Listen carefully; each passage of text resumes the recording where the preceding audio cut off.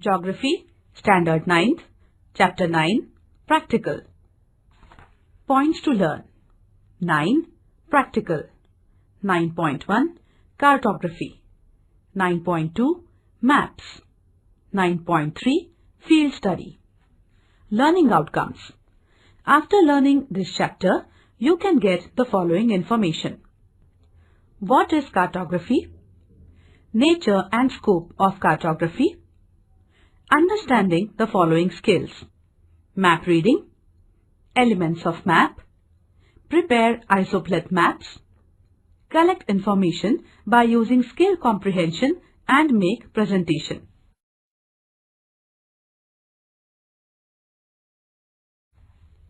Visit to a village. Students may go to visit a village and they can study its population, occupation, transportation, etc. by asking questions to the people of that village.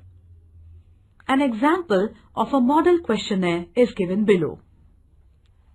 How many members are there in your family? What is the name of the head of your family? How many family members are literate? How much land your family has under agriculture? What crops do you grow in Kharif? What crops do you grow in Rabi? What type of irrigation is used for agriculture? What type of fertilizers are used for agriculture? Which is the near market to sell your agricultural products? Where do literate people from your family work and what kind of work do they do? Besides agriculture, what other activities are carried out in your village? Which is the nearest town from your village? What kind of transport facilities do you have in the village? What is the frequency of vehicles in your village? Your village school is up to what standard? What is the source of your drinking water? Do you have electricity connection in your house? What cultural activities do you have in your village? What other facilities do you have in your village? According to you, what facilities are required immediately for your village?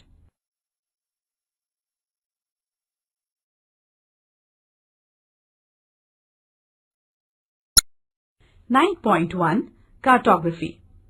Cartography is the art, science and technology of making maps. Cartography has been in existence as early as 3rd century BC. At that time, maps were drawn on a clay tablet. A prominent geographer, Claudius Ptolemy, produced the first set of maps. But Greeks and the Arab geographers were the first to start producing maps using modern cartographic techniques. They used measurements of the Earth's circumference and latitudes and longitudes. In India, Europeans produced more accurate maps during the age of exploration for resources since 16th century. The first modern maps were produced by the Survey of India, established in 1767 by the Britishers. Survey of India continues as the official mapping authority of India.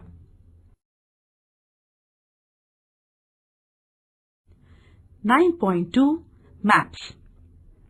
A map is a visual representation of a part of the Earth's surface or the whole Earth on a flat surface drawn to a scale. Elements of maps. All maps have series of common elements known as essential components of the map. They are listed below. Title. A map should have a title, name on top. Subtitle. Just below the title or along its side, the subtitle is given. We understand the purpose of the map by its subtitle. Scale.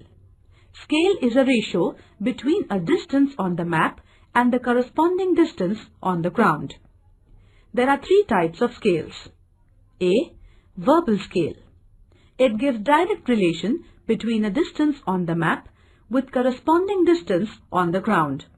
For example, 1 centimeter is equal to 1 kilometer, meaning 1 centimeter on the map represents 1 kilometer on the ground. B. RF, representative fraction.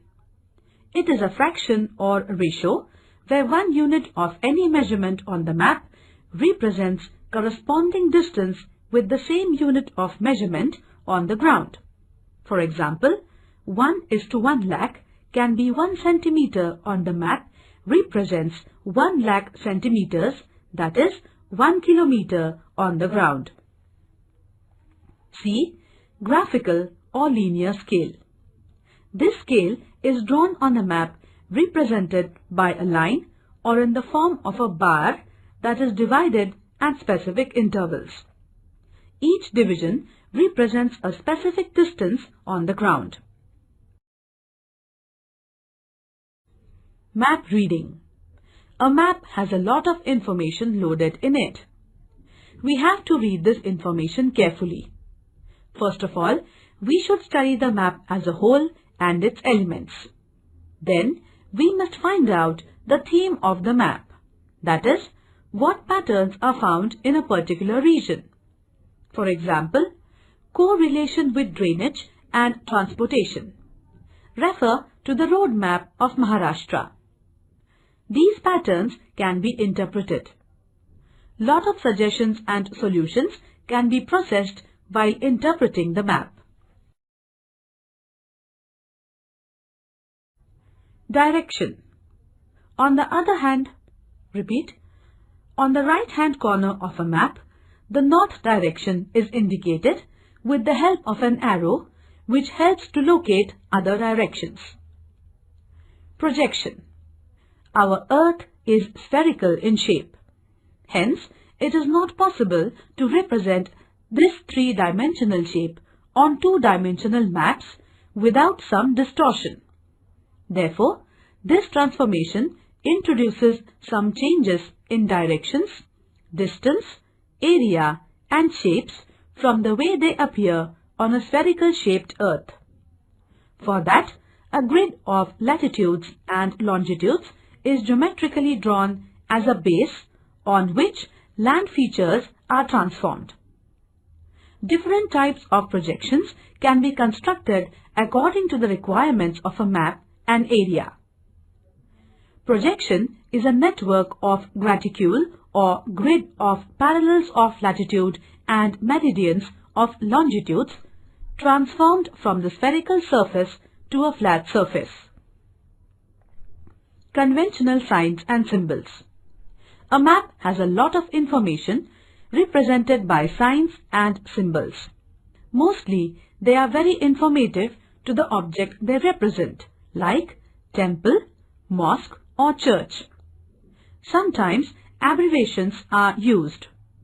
Colored signs and symbols add to a lot of information. These signs and symbols are not drawn to scale. Index. An index at the bottom of a map can be referred for conventional signs and symbols. Methods of drawing an isopleth map. Drawing of isopleths joining the places of same value may be called as interpolation. To draw an isopleth map, we need a base map with point locations of different places. According to the data at these point locations whose value members are interpolated, these points of whole values are then joined by smooth curves with the intervening places shaded as per the value. This is called an isopleth map. Refer to figure 9.1 and 9.2 where temperature values are interpolated. Maps can be classified as follows: on the basis of scale and on the basis of purpose. On the basis of scale. According to scale, maps can be classified as large-scale maps and small-scale maps. Large-scale maps. When small areas drawn at a relatively large scale, it is known as a large-scale map. These maps are very informative and have precise surveys. They are further divided into two. A. Cadastral maps. These are village maps prepared by the government agencies. They are very useful for keeping records of land properties with accurate boundaries. These maps can be drawn at 1:4000 or 1:2000 scales. Cadastral maps are necessary for town or village planning. Topographical maps. These are fairly large-scale maps. They are prepared at national levels. The country is divided into grids. Each grid has a number and it is further divided. This way, series of maps connecting each other are prepared. They carry all the information possible without overcrowding a map. Physical as well as very cultural features are shown with different colors, signs and symbols. These maps are also very useful for military purpose. They are drawn to 1:250,000 or 1:50,000 or 1:25,000 scales. Small scale maps. These are the maps that cover up large areas. They are divided as wall map. Generally, they are used for educational purposes or for display. Atlas maps. These are very small scale maps, but they are very useful to show locations, relief or overall general information of a country or a region. Use of maps. Maps are very informative if read correctly. They provide general information of an area. Government departments use maps for planning new projects. For education institutes, maps are an important teaching aid. Tourists use maps very carefully to plan their tours.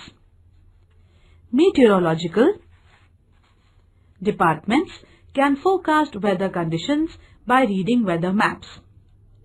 Thematic maps are used by individuals according to their requirements like agriculture or forest maps. Topographical maps are very useful for defense personnel. Maps provide fairly accurate administrative boundaries.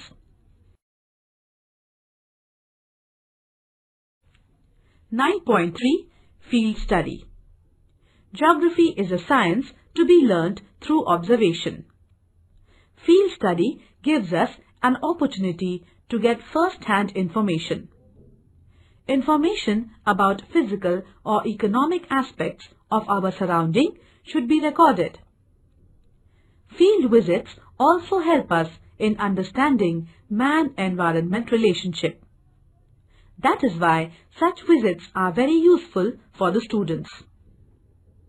Before we go for any field study, we have to plan it in the classroom. The location of the field visit also has to be decided.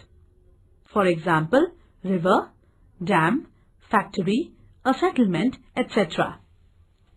Depending on the place where we are going, we have to make preparations accordingly.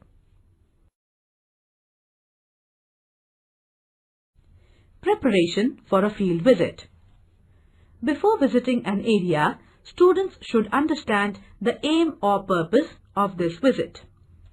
Accordingly, location and route map or sketch can be drawn. If you are visiting a factory or a dam, prior permission is necessary. They should carry a notebook, pen, pencil, scale, tape, compass, carry bag, camera, binocular, etc. to note down all the information. If some data has to be collected, then they have to prepare a questionnaire beforehand. Students may carry some bags to collect samples of soils or rocks.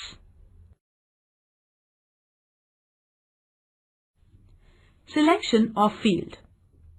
Different locations can be selected for field visits depending upon the place where we live.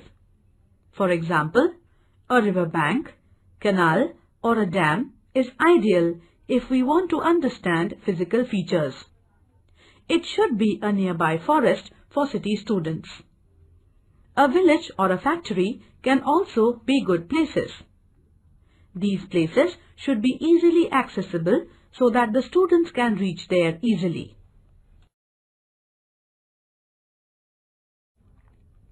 On the basis of purpose. On the basis of purposes, maps can be divided into two. A general purpose map. These maps give general information of different types of data. For example, physical map, political map, and topographical maps. Thematic maps. These maps show spatial distribution of a single theme. For example, population map, agricultural map, rainfall map, etc. Different methods are used to draw thematic maps. Dot map. This is a very convenient method for representing absolute quantity or numbers on a map. Each dot represents a certain number of objects or given data, and according to the data, a number of dots are plotted on an administrative map. These maps are used to show concentration of objects. For example, population map. Choropleth map. When quantitative information is represented by color tints or specific shading in an administrative map, it is called a choropleth map. In this map, values are graded and each grade is given a different shade or a color tint. Accordingly, an administrative map is shaded according to its grade. Isopleth map. These are imaginary lines joining places having the same value. Generally, this method is used for natural or physical phenomenon like temperature, rainfall, etc. Isotherms, equal temperature. Isobars, equal pressure. Isoheights, equal rainfall. Contours, equal elevation above mean sea level. Contours. These are imaginary lines joining all the places of same height above sea level. These lines are drawn at equal vertical intervals. If these contour lines are spaced close to each other, they represent a steep slope, whereas widely spaced contour lines indicate gentle slope. Value of the contours is given along the lines. Importance of field study. Students learn the relationships between physical and cultural factors and how man adapts himself accordingly. They also learn to compare the areas and their activities. They develop the skill of observation and reasoning. They get an opportunity to interact with people. Students develop the feeling of belonging to these regions. Report writing. The report should include whatever information they have collected along with their observations. While writing a report, students should draw sketches, maps, drawings, paste photographs, and represent statistical data with graphs if possible.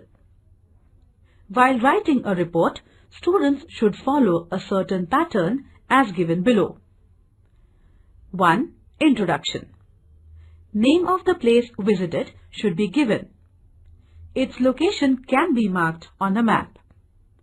The distance from the school to the place can be calculated. How they have travelled and what they have observed on the route can be noted down. 2. Location. Students should try to find out the relative location of the field. They should mention if it is located on a hill or a plateau. If it is a village, its administrative location can be mentioned. 3. Physiographic features. Physiographic features like relief, plain, plateau, hill, etc. can be observed. Water features like rivers, canals, wells or lakes can be noted down. Students should try to find out the type of soil of the area they are visiting. 4. Climate. Climate data like temperature, rainfall, etc. can be collected from administrative office, or a rough idea from the people of that area can be obtained. This way, they can give a rough idea of the climate of that place. 5. Land use. Students should find out the land use pattern. They have to check how much area is under agriculture, forests or mining, etc. 6. Population. Information about people of that area, male, female, age, literate, illiterate, and their occupation structure can be collected with the help of a questionnaire. They can find out the standard of living by observing the amenities in that area. While making a report about the population, some charts or graphs can be prepared. 7. Conclusion. Depending on the above information, students can write observations about the interrelationship of natural and cultural environment, people's activities, and how they are dependent on the resources available in the area. Role of climate on the agricultural pattern, if any. They should also mention overall experience of their field visit.